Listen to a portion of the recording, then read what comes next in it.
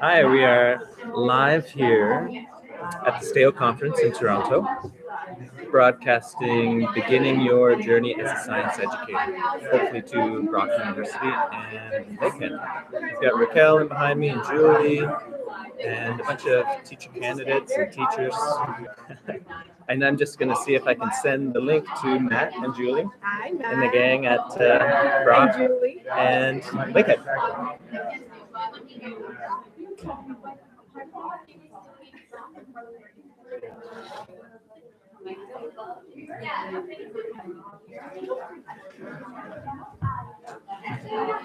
I'll start going.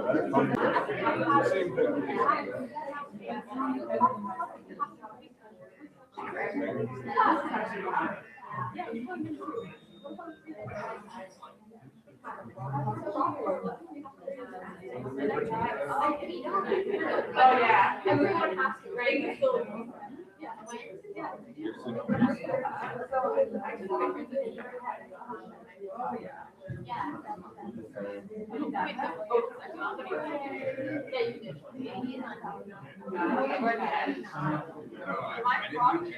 Imagine the awesomest thing you can.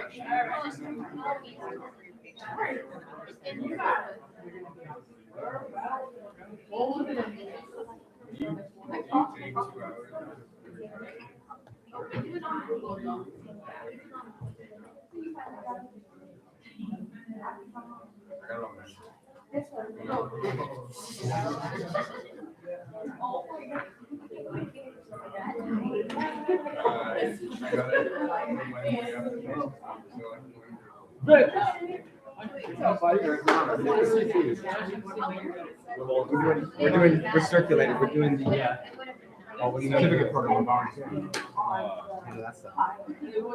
We're gonna be chilling in some of the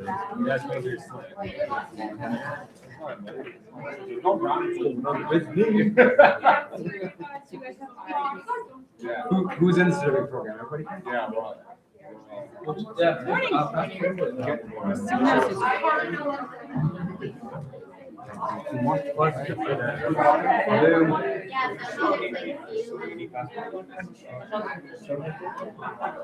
Certificate program, I assume? I'm just streaming the talk, actually. Oh, just stream the talk, right on.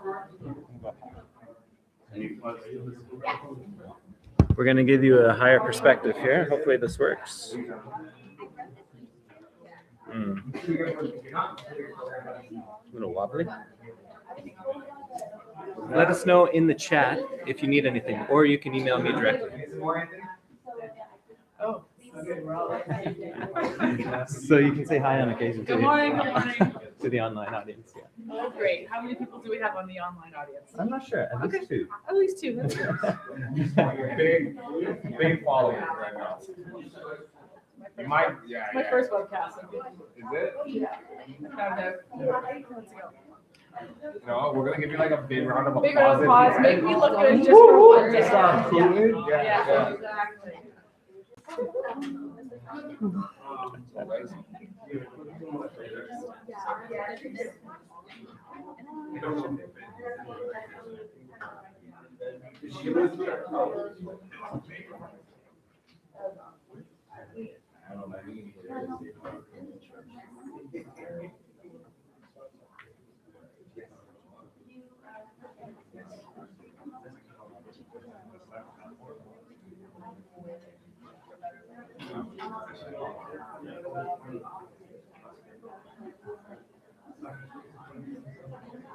What?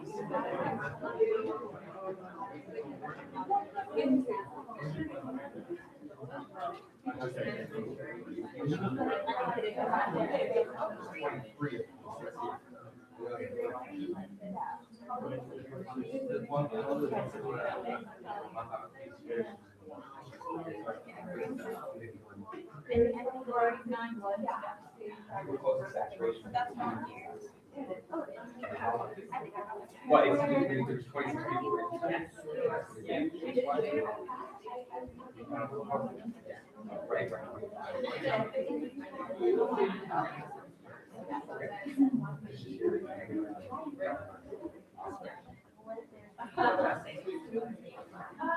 you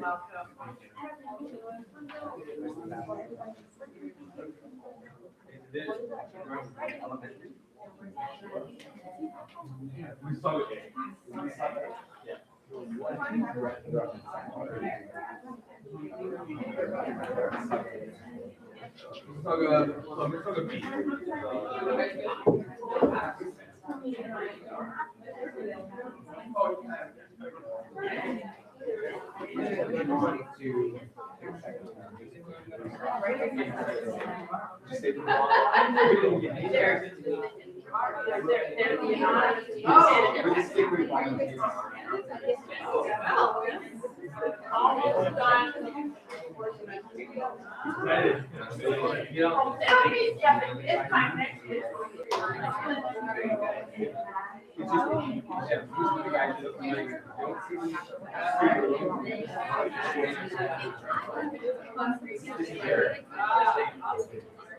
Just so you know, Okay, we're getting started in about 1 minute. So this is beginning your science journey secondary if you are elementary. So secondary, you're in science lab at some point in your life. So if you want to stay and start your journey in secondary educator, this is the spot. Slide deck is up here. It is Google Slides, so if you can hop into it, if you've got your device, you're more than welcome to. I didn't print anything. I hope you don't mind, because I'm sure your bags are full of free stuff from upstairs with the vendors. So you can access everything online. If you've got any problems getting in, let me know, and I will make sure that the sharing permissions are proper. Okay, so we'll start about 2 minutes or 1 minute, and you guys can spend time getting into the devices and saying hi. Oh, and you have to pick a card from the table. Pick one card for an image that speaks to you, that you're really feeling on a Saturday morning. Just need one card. You don't have to hide it. There is a special card in the pile. Pardon? Morning. I'm using on the table right now are Ubuntu cards. So I'm going to show you. Box. So it's a little get to know you activity. Looks like this on one side. So if you get the opportunity to pick some of these up, you're more than what you can. They're really great. Helps kids get to know each other. And on the back side is a whole bunch of small images, and there's commonalities between the two. So we're just going to do a very quick get to know you activity in the room. If you were to do it in your classroom, you would need a bit of space.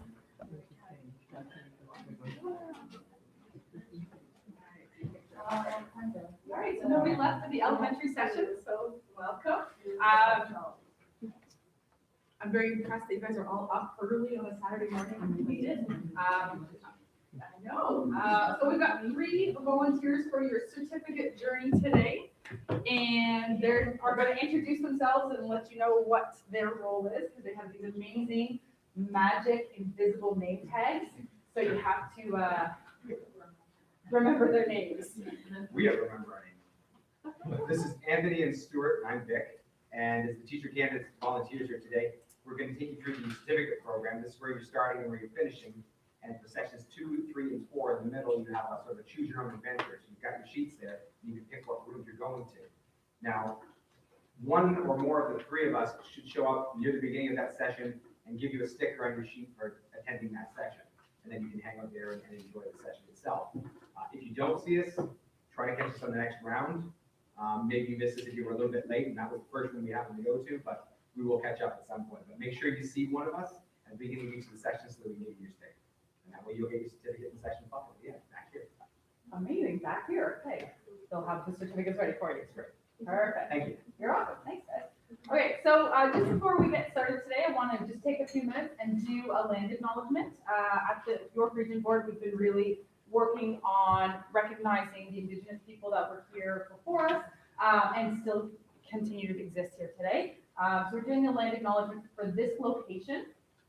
We'd like to start by acknowledging that we are on the traditional territories of the Wendat, the Haudenosaunee, and the Anishinaabe people, whose presence here continues to this day. We would also like to acknowledge this as the treaty lands of First Nations of the Toronto Treaty and thank them and other Indigenous peoples for sharing this land with us. We'd also like to acknowledge the Mississaugas of the Credit First Nation as our closest First Nation community and our partners in education. So I'll introduce myself. My name is Casey Daleman. I'm the new curriculum consultant. I've had this job for all of about 62 days, so it's a bit nerve-wracking. Previously, I worked for York Region District School Board. Previously, I was a department head of science at Bill Hogarth Secondary School and Trudeau High School in Markham. My whole teaching career has been in secondary. I did one stint in elementary when I was a supply teacher. Once, that's it. So it's an interesting role I have now because I'm supporting K to 12 and I'm the only one on the board to support science and STEM education from K to 12. So my head has been spinning for 2 months, but I'm slowly getting there and I'm really excited to be here presenting to you. So not only am I a science teacher, I am an amazing soccer mom. I throw out all my kids' art when it comes home because there's too much of it and I just can't keep it all. I'm also an excellent basketball mom. There's more to being a teacher than, just showing up every day. I come up with all these genius ideas. I think they're fantastic. And then I want my department, my teachers to work with them. And then I say, don't panic, it's going to work. It'll be fine. Follow the health and safety rules. And I love cooking. So my departments usually put on anywhere between 10 and 15 pounds because all I do is bake and bring it into my office. So I'd like to know a little bit about you guys. So on your desk or on your table, you have Ubuntu cards. There's a whole whack of things you can do to use Ubuntu cards to get people talking, to get to know each other, et cetera, et cetera. So you picked a card with one image on the front. Now, if you flip the card over, you're going to see there's a whole bunch of little images. So what you're going to do is you're going to go and you're going to find someone in the room that has a common image of the small ones. They vary in size and they vary in color sometimes. As soon as you find someone who's got a common image, you're going to do these 3 things. You're going to introduce yourself and share something about your name, something interesting about your name. Number 2, you're going to make a decision as to would you rather write in code or speak in code? All right. And the third thing is, would you rather do science or read about science? All right. So I'm going to give you about 5 minutes. You actually have to get up and move around, find someone who's got a common picture, and you got to meet 3 new people in the room. Common small picture. Common small picture.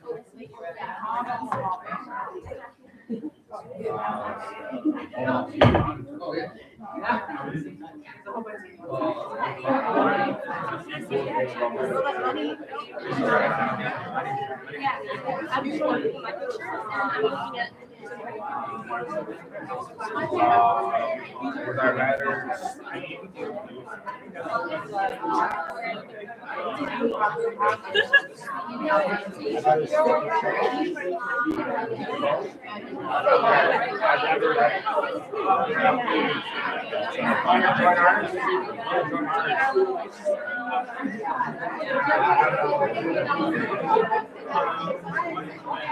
I'll start.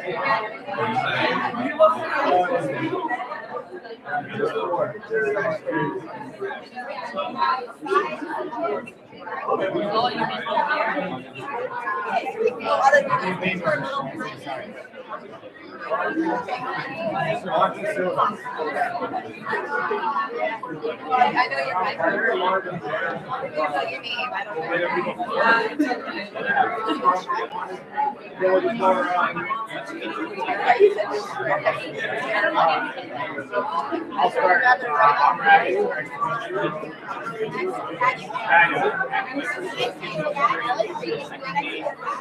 Like that? What was good about my name? That's what I did.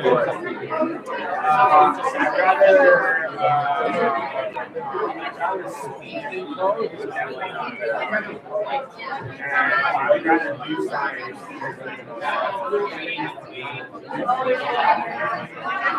Okay,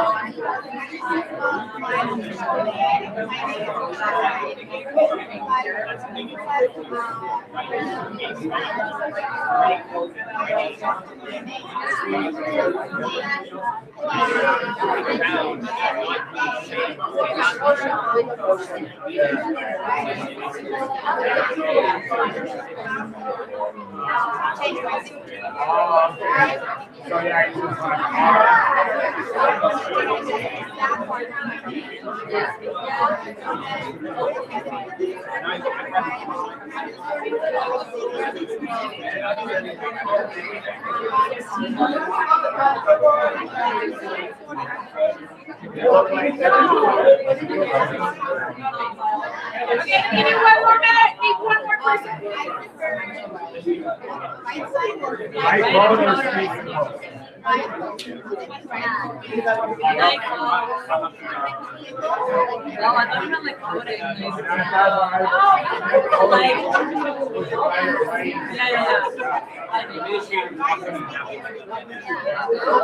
I would rather read science or do science.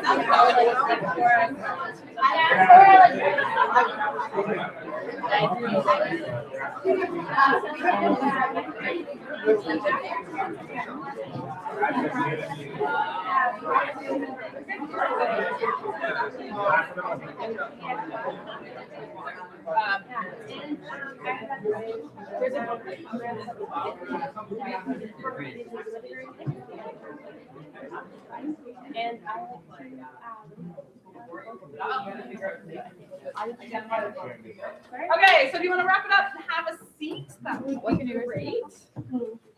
All right, we got something on the screen. It says power off, sign out, or lock screen. All right, so those you want Ubuntu cards you can buy online on about $20, and there's 50 cards, and it comes with an entire book of getting to know you activities, community building activities that you can do with your students. So one of the first things that I always do when I am teaching in the classroom is I actually don't start teaching science till about 5 days into the new semester. I spend the first 5 days just getting to know my kids, doing hands-on activities, STEM activities, really focusing on some of the 6 C's like critical thinking, communication, collaboration, really spending a lot of time with my students, having them understand that collaboration is different than group work. Because a lot of students arrive in high school thinking group work is awful because everybody gets 1 mark, not allowed, and somebody's going to not do their work, and somebody has to do the essay, and somebody gets the title page. So I spent a lot of time explaining to them and having them work through some concepts of collaboration about it all making, about the purpose of being, elevating everybody and that making sure everybody gets a great mark. So this book right here is actually quite good. I put a link up to it. Inspired Educator, Inspired Learner, lots of experiential and brain-based activities for you to help build community in your classroom so that your students feel safe in trying new things and asking for help and working together. All right. So the first thing I'm going to ask you to do on your sticky notes, and this is going to be for you, you don't have to share, is I want you to take a minute and think about what's your why. Why did you choose teaching? Or did teaching choose you? So teaching chose me, I have to be very honest. This isn't my backup career because I didn't get into med school. All right, I chose teaching. I used to teach my stuffed animals math on the side of moving boxes because I moved a lot and I had the big wardrobe boxes and I used to make math assignments and I did them all and got perfect. It was great. But that teaching really chose me. But what's your why? Why did you choose teaching and why did you choose science? So take a minute on a sticky note. You don't have to share. What's your why? And for our online teacher candidates as well, if you've got a piece of paper there, think about what your why is as well. Why did you choose teaching? Maybe chose you. And why do you teach science?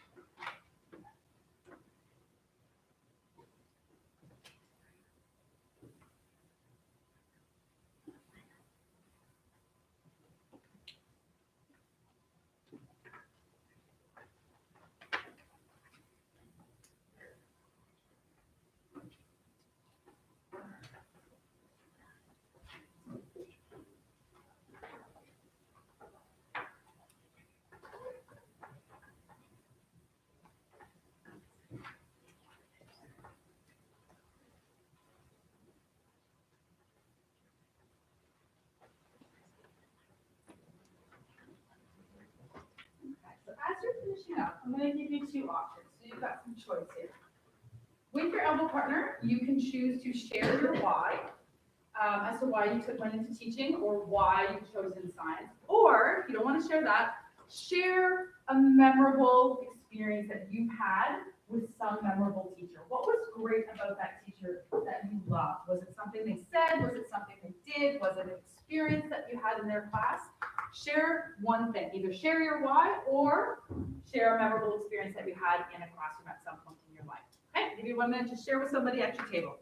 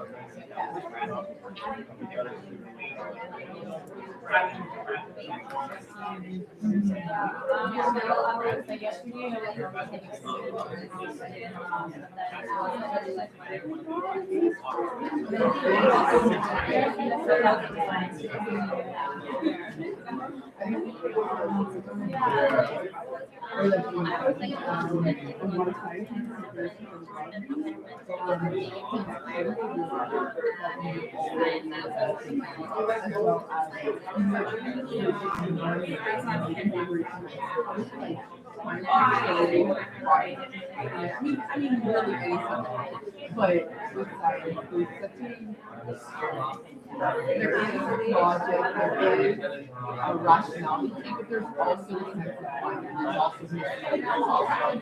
inspiration. So, all of that packed together makes it such a pretty thing. 30 more seconds. What are your things? So all three of us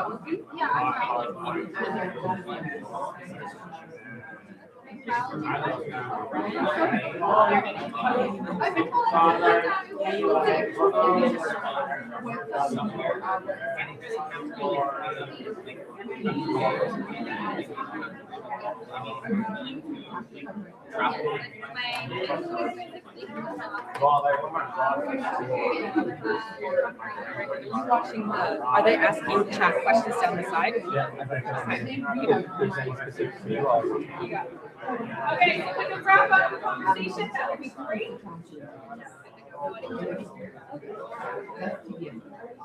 So as you were having your conversations about your why or a memorable experience you had in the class at some point with some teacher, how many of you talked about that amazing worksheet?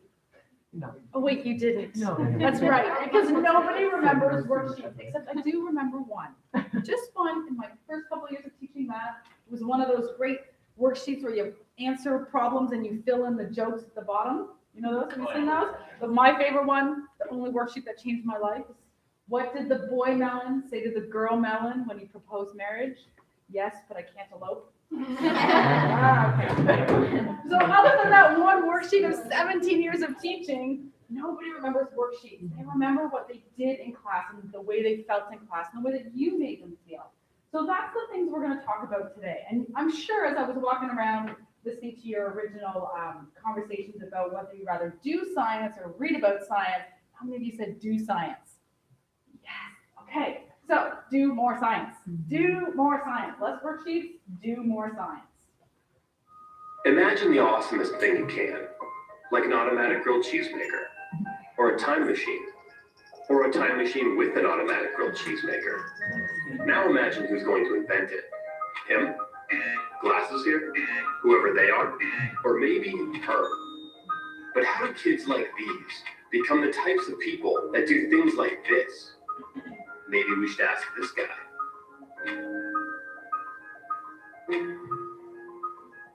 Knowledge is habit.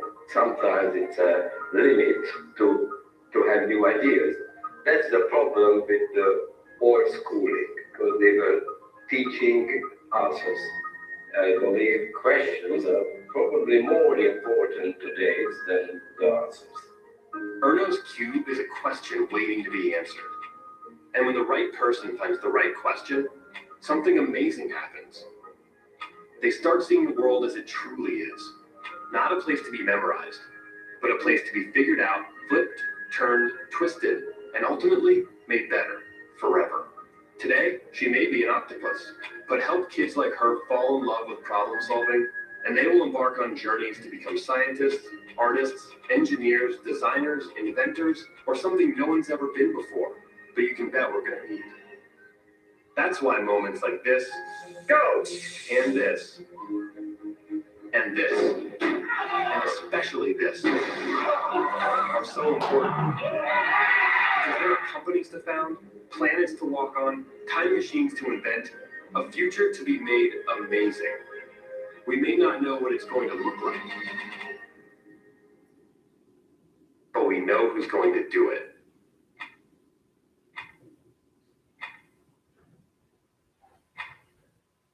And those are the kids that you're going to have in your class. Those are the kids. Those are the kids that are going to come out of elementary where they have done. All right, where you need to change that. You need to do more science with your kids. All right, do more science. So what we're going to look at today in the next 40 minutes is we're going to look at the big three. Planning, beginning with the end in mind. We're going to look at lab safety because we are science teachers. So we need to make sure everybody has their eyebrows when they walk out of your class. And we're going to look at assessment evaluation very quickly on how to do things other than tests. All right, because tests just don't capture the learning all the time. They do sometimes, but they really don't do it all the time. So as we're going through, if you have burning questions, just ask. I just roll with things. I don't have a prescribed lesson. We're going to go through stuff. I'm going to give you lots of resources. For our online visitors, if you've got questions as well, type them into the chat. Brandon will ask them. Or if you don't want to ask the questions, sticky notes are on your table. You can write them down, leave them. I will sort them out while you're gone on your passport journey, and then we can talk about them again at 3 o'clock. Sound good? Don't be nervous. Just ask lots of questions. I like answering them. All right.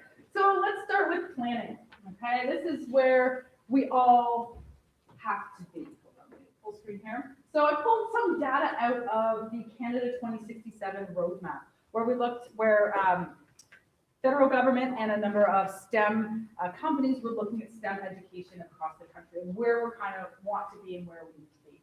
So here are some of the responses from students in a variety of online surveys and focus groups.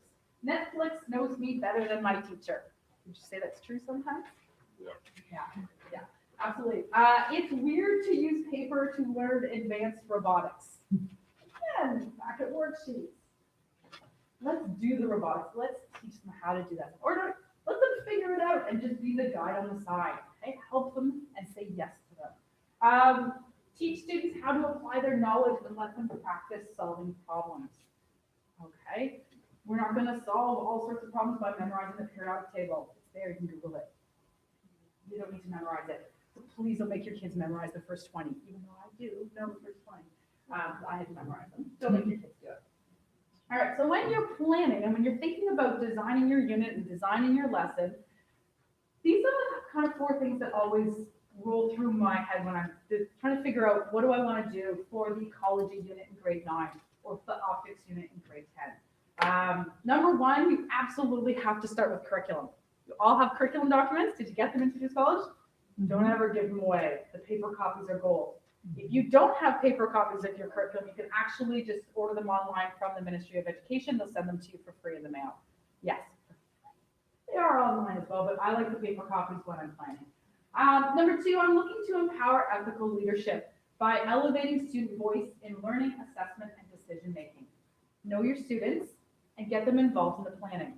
Because if they can see themselves in the task that's being done and it's meaningful, then they're more apt to remember it. And every student is different. Number 3, I'm always looking for experiential learning that connects STEM learning with real-life problems in a hands-on way. So what can they do? It could be a very small activity as a minds-on activity. It could be a large project. So in grade 9 last year, I started at a new high school. And I had the wonderful opportunity of designing a brand new program with my team. For grade 9, we had 1 unit test. That's it. They had a unit test in chemistry. And then we taught ecology and electricity as a blended unit with an overarching idea of sustainability. And the students had to build sustainable houses in different locations of the country with working circuits. And it took them 2.5 months to do it. And that's all we did is we built and built. There was so much cardboard in my classroom. It was so messy. Science is messy, what can I tell you? So what can we do to get our kids doing stuff? And then ask more questions. Ask more questions than you answer. So when a student asks you a question, push it back on them. And not just like go figure it out. Try to tease apart their thinking so that they can come up with their own answers or they know where to go find them. And when I start with my students, I very explicitly tell them I'm going to ask more questions than I answer. And it's going to be super frustrating in the beginning, but you'll get used to it. And it is. It's really frustrating. And they're like, tell me the answer. I'm like, no. What do you think? What makes you think that? And they do eventually get into it, that they stop asking me questions until they're really, really stuck. And they're very successful with it. So ask more questions. So we know that students wish for a class culture that is supportive, encouraging, and inspiring, and a place where diversity, inclusion, are practiced and cultivated. Really important. Think about all the kids in your class and all the things that you can't see when you look at them. That's what I love about the first 5 days of my semester, is really just getting to know the kids and talking to them and not standing behind my desk. I actually don't like having a desk, but anyway. Okay, so when you're doing planning, you have to start with these 2 documents. These are familiar to you, yes? Okay, have you actually read them? Yes. Okay, that's so good because half of the department hasn't read them. There's your Ontario curriculum 9 and 10. It's not going to be changing anytime soon. I checked with the education officer for science, and they're not changing anytime soon. So start planning, work with them. The parts of this document that often get overlooked is the first 30 pages. So read the first 30 pages, just while you're watching Netflix one day. Read the first 30 pages, has lots of really great information about the why. Why are we teaching science? So when your students ask you, why are we doing this? You have an answer for them. And then growing success, which is really going to help you with your assessment evaluation. Most important line in that document to me, page 39, okay, cannot give group marks. I need to just treat you all, no group marks. All right, so an individual student needs to get a mark that is reflective of their individual work. That doesn't mean you can't do group projects. You just got to be really cognizant of the way that you design them so that there's collaboration and support, but not group marks. And the number one way I do that is I use Google Apps for Education. So that if I'm doing, the kids are working on a research chart, I say they don't get credit for the work unless I can see through the revision history their Google Apps login. So I tell them right off the bat, there's no excuse, oh, well, we worked at Sam's house this weekend. I'm like, I don't care. Everybody have your own devices, log in, type your own stuff. So they can work together as a collaborative group, but there is still that individual mark that comes to that. because the kids hate group marks and you can't do them. You're not allowed. Growing Success says you can't.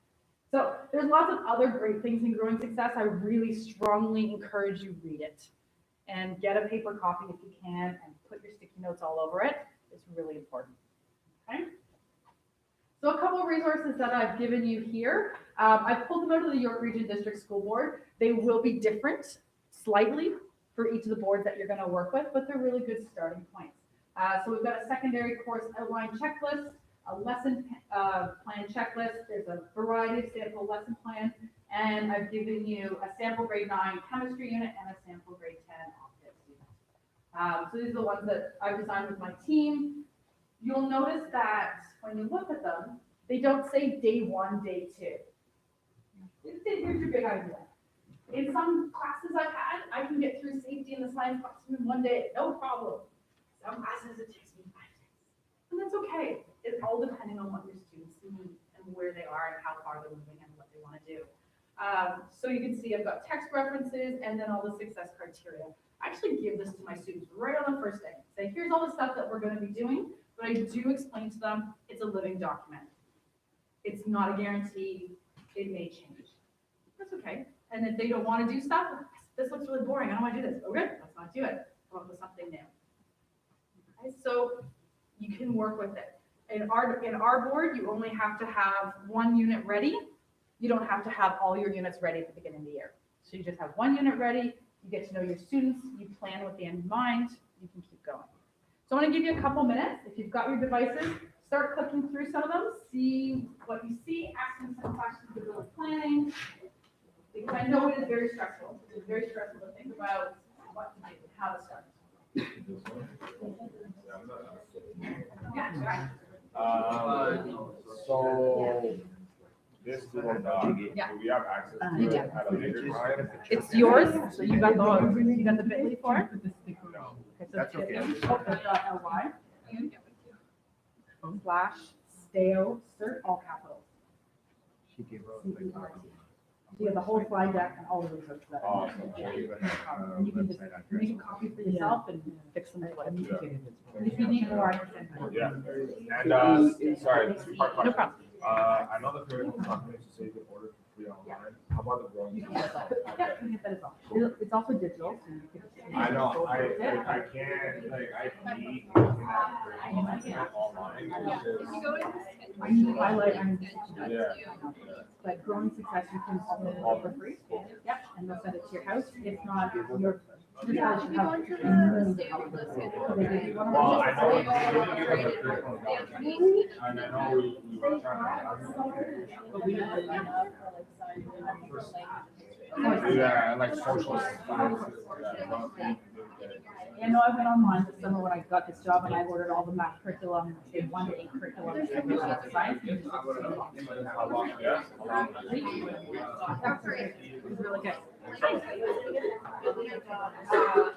It was really good. Sorry, my writing.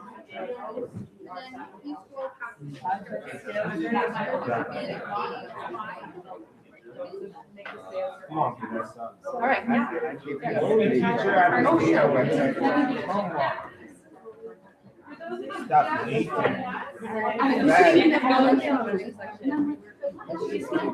You're like, where are my people? And I came in, what's your sure? Okay, so there's the website, guys, are all. You got right the person that got walked out like halfway through the class.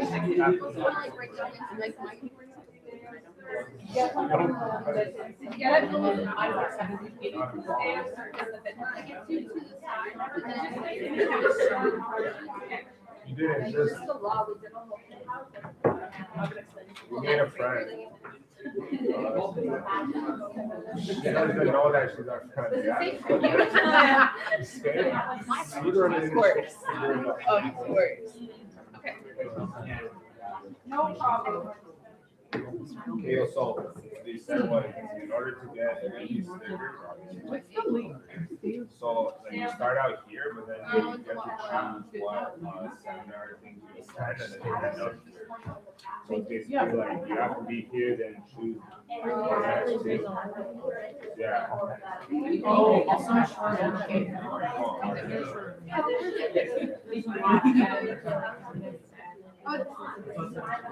So what I'm saying is, why don't we all just go to the same one? Like, I'm saying we all go to the same one.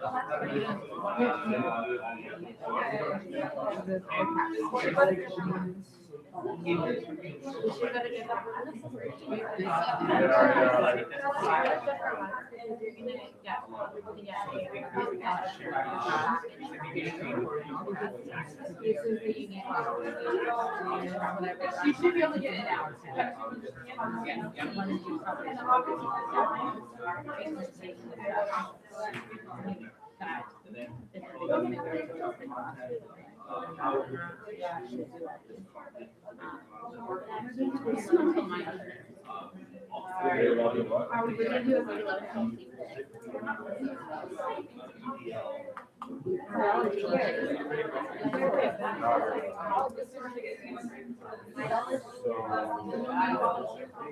We're gonna go to calculation physics. I'm going on. Okay, so let's bring back to the front here. So I've given you some options.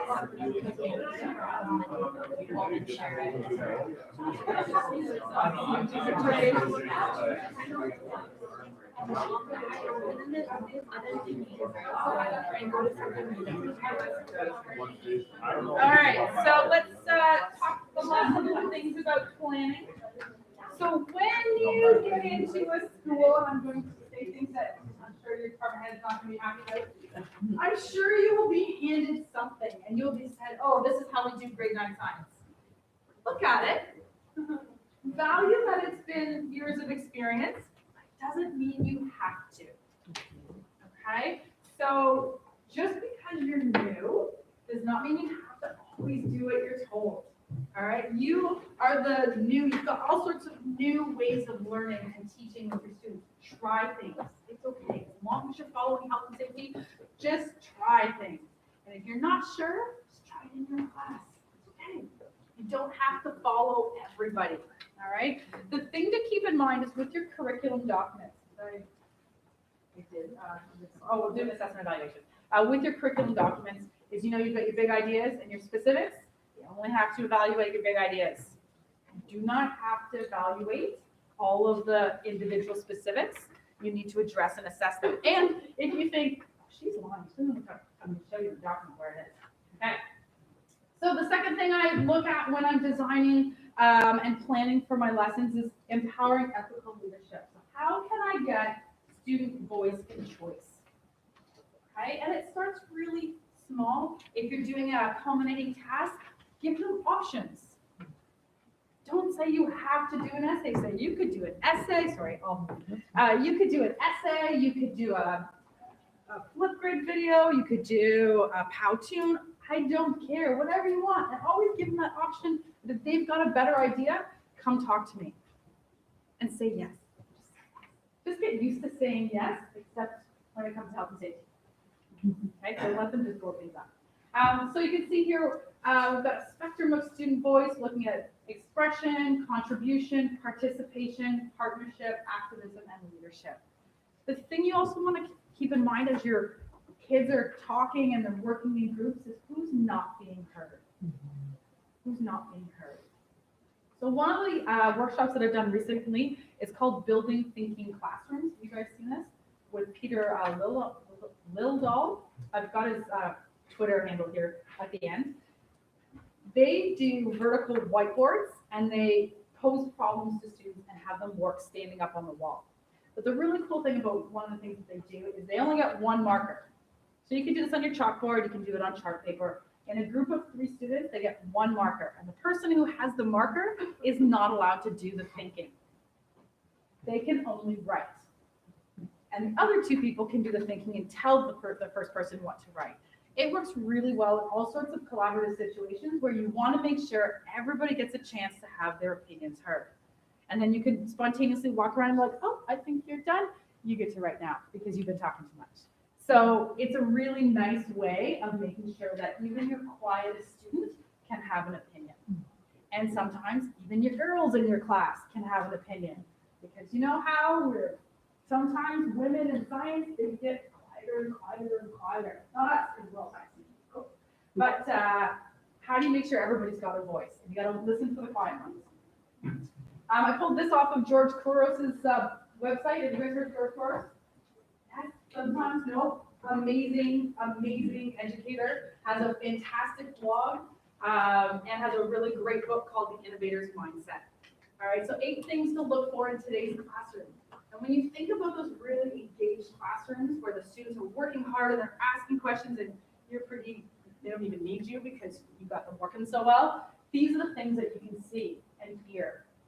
So they've got student voice, they've got connected learning to their life experiences. There's some self-assessment, there's choice, there's time for reflection. All of those great things are happening in a classroom where they don't need you. And that's really the ultimate goal, right? You want your learners to be self-sufficient. And that's not, and when I say that, I don't mean you just go read the textbook. That's not what I mean. Okay, critical thinkers, problem solvers, opportunities for innovation.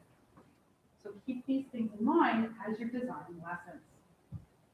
And the third thing I really like to look at is do more science, experiential learning. So all of the logos here will take you off to these websites where there's tons of online resources for free on how you can get your kids doing science. Citizen science, environmental science, STEM, robotics, coding. And if coding scares you like it scares me, it's actually okay. You can start small. I just started with the Let's Talk Science Living Space project. Have you guys heard about that yet? So Let's Talk Science is running a living space project for grade 6 and grade 9 classes where you get, as the classroom teacher, a carbon dioxide sensor that is the exact same as the one that's going up to the International Space Station in December with David St. Jacques, and 10 microbits, which you learn to code on. And so you teach your students how to code the microbits to collect carbon dioxide, temperature, and humidity of your classroom and share that data and compare it with the International Space Station. So if you think you've got a grade 9 class that you have right now, or you want to do it, Let's Talk Science and Curiosity. You can register 10 microbits. It's amazing, and it's good for grade 6 and grade 9. And then if you go upstairs to the vendors at some point before 1 o'clock, you can look for Inksmith, and I'm not selling, by the way. Inksmith, and I know Spectrum has got the Kate robots. Have you seen the Kate robots yet? The little purple robots that the microbits fit into.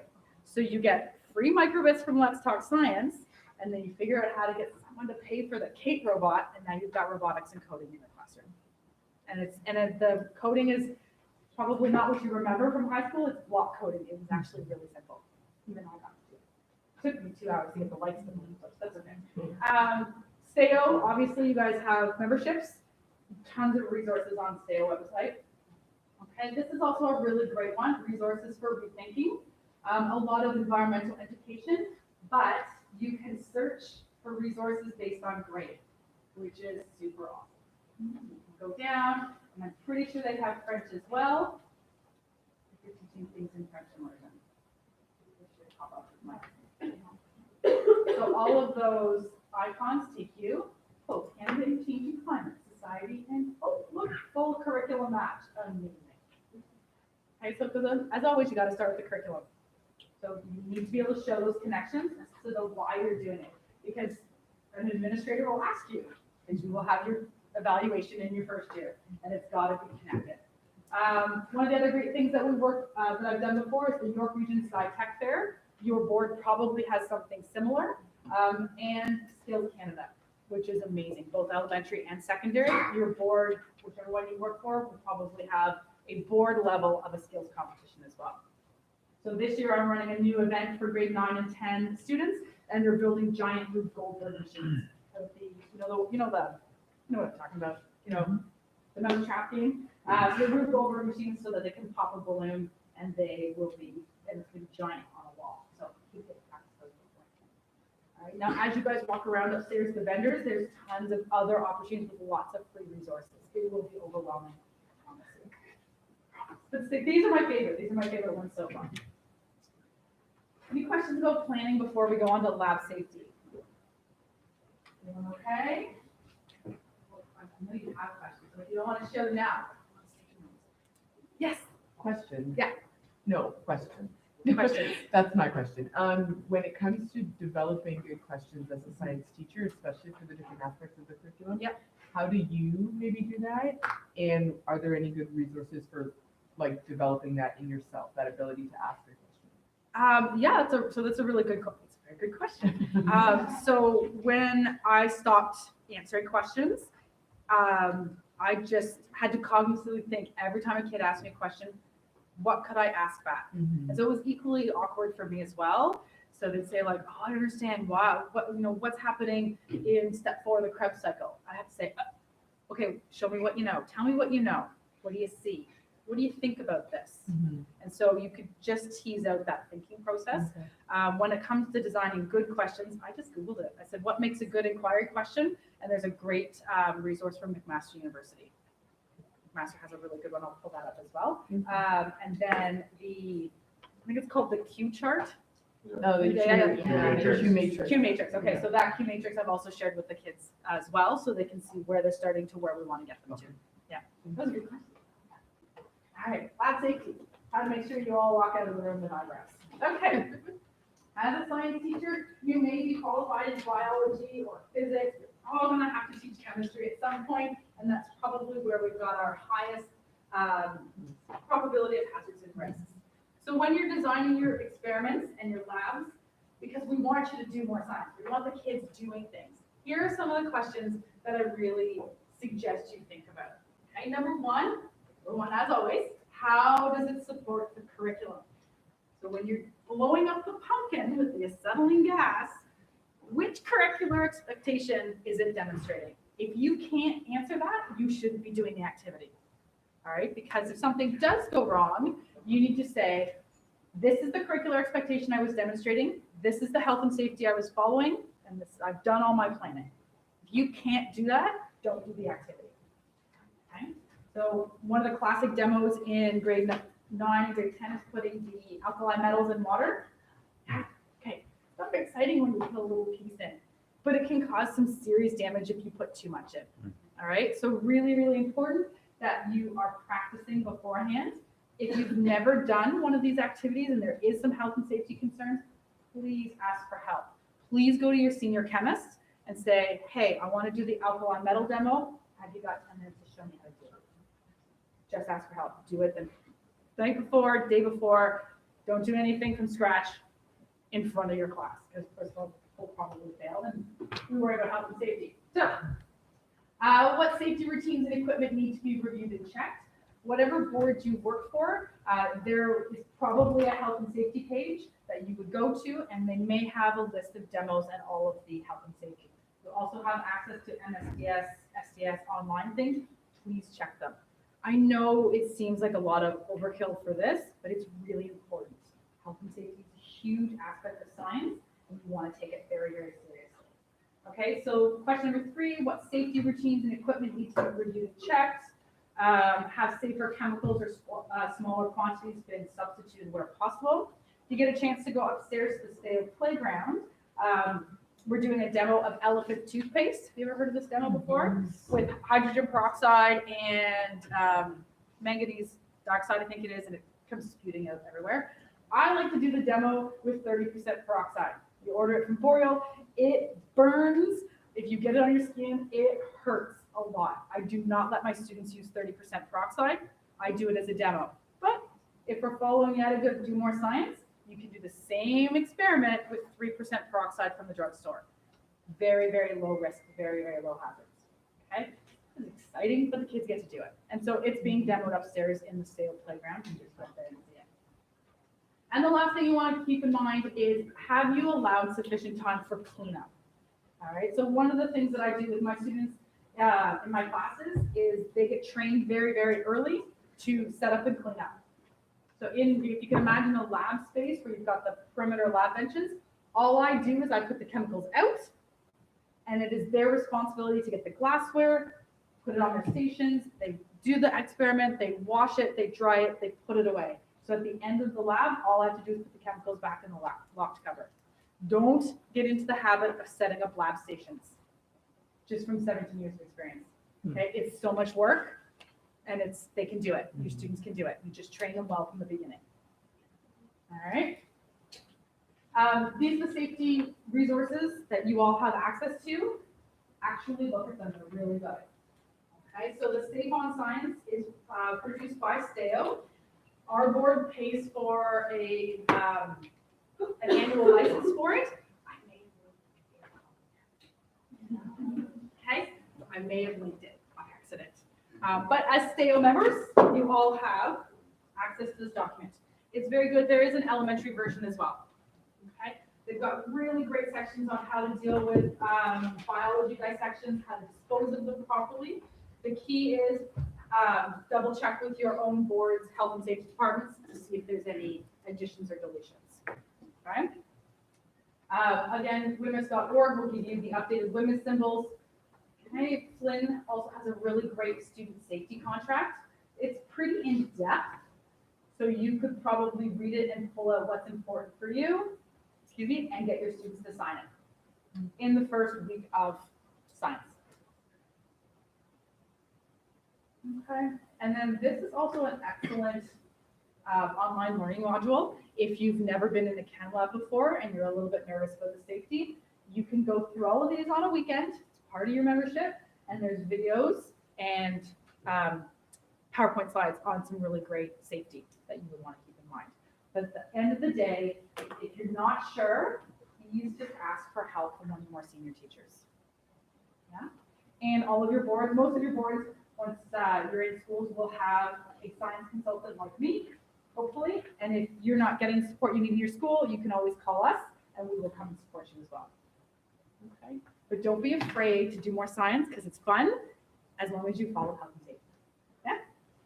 Any questions about health and safety? Sound good?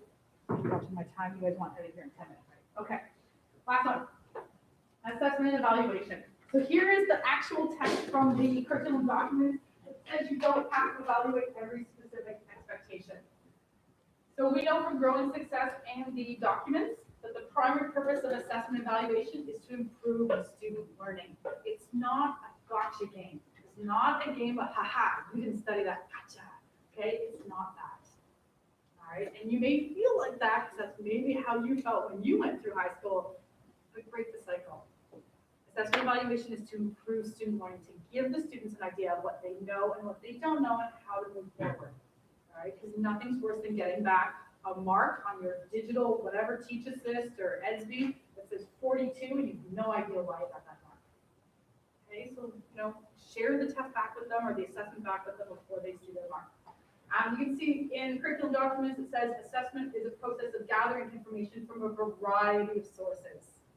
So as soon as you see that, you're like, I don't have to do a test for every unit. You also don't have to mark every quiz. You don't have to count every quiz. You can do formative, all sorts of different things.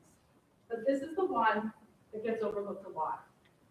All curriculum expectations must be accounted for in instruction, but evaluation focuses on students' achievement of the overall expectations, the big three of each unit. Okay, so teachers can use their professional judgment to determine which specific expectations should be used to evaluate achievement and which will be covered in instruction and assessment. So you don't have to have a 75-minute test for every unit. Not all kids demonstrate their learning well on tests. And I know you're going to go to your schools, and you're going to get that, oh, I do like 4 tests, what the heck? Roll with it for a little bit and then start making small changes. Okay.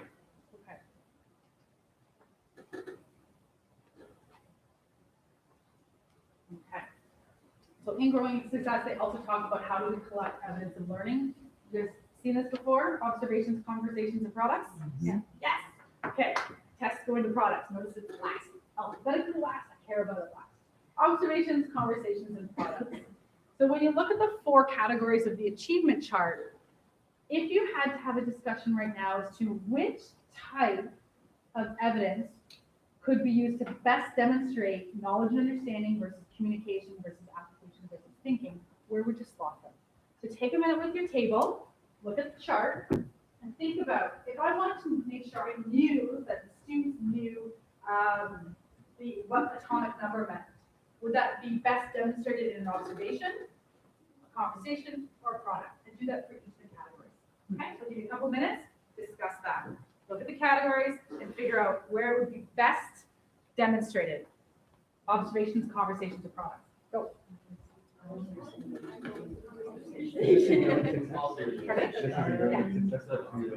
Yep. May not be precisely exactly that way, but in there, but just varieties.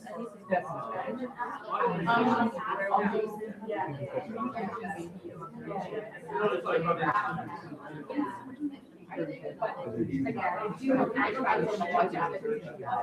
I get where And it's actually more observation.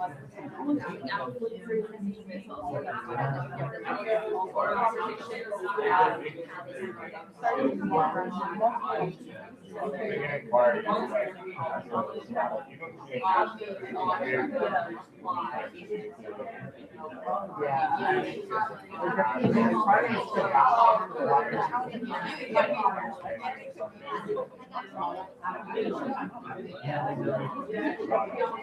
the way that they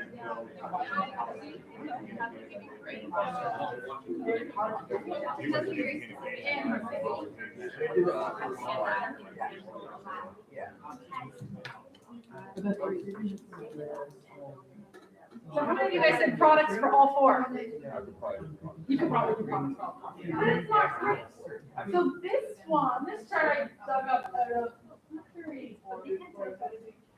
but I had to search hard for this, because I knew I had seen it in some session somewhere. Looking at which method of collecting evidence was best.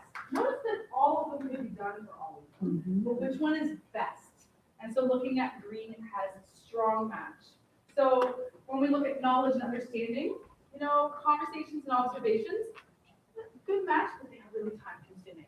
Like you think about how are you going to listen to 30 students in 75 minutes about what they're saying in knowledge. So knowledge actually has the best match for products. It really does.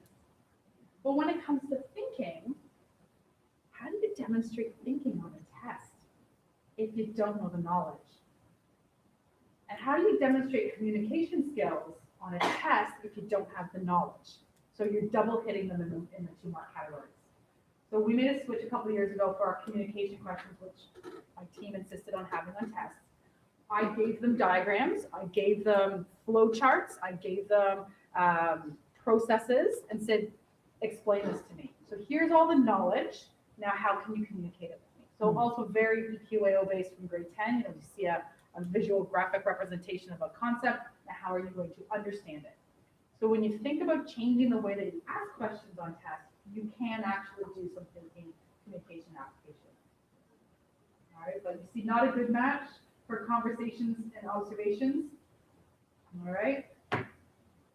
This is a really good chart. See if you can keep it. Think about it when you're designing your assessments. All right. So some alternative assessments. Yes, good question. Sorry. Yeah. You had said that conversations was not a good match for communication. Yeah, that doesn't make sense. I'm not sure that should be a good match. Right. Okay. Yeah, it should be a good match. I'm not sure it's wrong color. I apologize. Yeah, maybe the colors are reversed. No, because it says not a good match. Right? Oh yeah, you're right. It Yeah. does say inside, not a good match, but that just seems weird. That Yeah, they that does seem very weird. I'll look at that. But thank you for pointing that out. Yeah, that does seem weird. Normally I would say yes for sure. What does it say? It says not a good match. The student will need to create something that has a specific form. For communication? I think that's the wrong box. Thank you for, Okay. I just wanted to pull it. Yeah, So right. I was gonna say that, like, I would kind of agree with this chart in terms of, let's say that you're listening to communication. Some students might not be able to communicate things orally, but let's say you ask them, like you said, to create like a flow chart, so they'd be able to communicate visually. So while it's a lot more time consuming to listen to 30 students' individual conversations as you're walking around a classroom and trying to pick certain things out. Oh, is she talking? Are the quiet ones communicating? It would be a lot more useful to see a product, a visual representation of a project, something like written down. So So maybe, I think that's what they're referring to, because in communication, if you look at like a document, it's not just oral communication, it's Sure. visual communication, Yeah, it's a bunch of Yep. different communications. And I think that they maybe like have done that on purpose, to try to illustrate that oral communication isn't necessarily the best way of assessing communication. and maybe that's where your student choice is coming in, saying, here's what I need you to demonstrate, what's the way that you want to do it, Yeah. which would be really good as well. A couple links here that I've given you. Alice Keeler has crowdsourced a whole spreadsheet of alternative assessments, not necessarily science-based, but could be modified for science. The two books that I have there, the Science Performative Assessment, amazing resources. If you can find them in your school somewhere, they're really great, especially if you want to look outside the quiz as a formative assessment. I've had my kids write poems, I've had things thrown up, put words up on the board and say, tell me a story, I don't care what the story is, but looking for that connection between concepts. Flipgrid, have you guys used Flipgrid before? Flipgrid is an online video platform where you can ask a question, the students can then record their response as many times as they want, and they submit it, and the rest of the class can comment and provide feedback. So you can ask this as a homework or an exit ticket question. They get on the school bus, they use their phone, they're like, oh yeah, this is what we learned about, post. And then you can check it at night, or on your prep period if you don't want to work at night. I really enjoyed it, and the kids actually loved it a lot as well. And the other nice thing is, if you're going to use it as an official form of evaluation, they can post it a couple times beforehand. You can give them feedback, and then they can improve upon it, and then submit it formally for marking. Okay? And then recording observations. Oh, that was a link. I'll put it in. Oh, there it is. So we designed this as a way of recording observations. So when I was working with my heads group this year, their big pushback is, yeah, but how do I record observations for 30 kids multiple times? It's just too much. So we put together this chart where you could walk around while a student was doing a lab. So this is an example of a grade 9 static electricity lab. The kids know exactly what they're going to be assessed on, that they're using the materials safely, that they're following classroom safety norms, they're drawing conclusions. You write the kid's name and you slash it, no evidence, some with support, or consistently independently. And you can do this over multiple days. Then you've got physical evidence of what they did in each of those 3 labs. And then you can look at it and go, you're pretty not so good in the first one, but you were pretty consistent at the end. Thumbs up, you're good to go. And this can all be modified for whatever you need it to be, as long as the students know what they're being assessed on, and not as they walk into the room. You could also co-construct some of that criteria as well. All right, so last thing, I don't have time, I'm 15 seconds over. The last thing I'm gonna suggest you do as your new journey in science is build your professional learning network. These are the people that I follow on Twitter. I love it. If you've never heard Jennifer Gonzalez's Cult of Pedagogy podcast, it's excellent. It's really good. And so good that you can listen to it on the way to school and be like, I'm gonna do that today. And you can do it today. It's very funny. And they're all for free, obviously. You can download them. And I also love Edutopia on Twitter. The stuff that comes out of there, the George Lucas Education Network, is good for leadership, STEM education, how to build capacity in your teachers that you work with or with your students. I just follow them all. You can follow me too. I'm on Twitter. I just retweet all those things anyways. All right, so it is, I think that's the end. Yeah, it is 10 o'clock. And you guys are off on your journey through your passports. I will see you guys back here at 3 o'clock. 3 o'clock will be a sharing session of what you guys learned, nothing formal. So I'll see you guys back here at 3 o'clock. Thank you. If you don't have a passport, we'll put it over there and see us later. Well, thank you for joining us. We're going to meet back here at 3 o'clock. I think you guys are having one more video stream session. Meet back at 3 o'clock. Any questions you have, you're more than welcome to. You guys have my slide deck? Yes? Email me anytime. If you have any questions, no matter what board you're working for, email me anytime. All right, thank you. Oh, that's so much.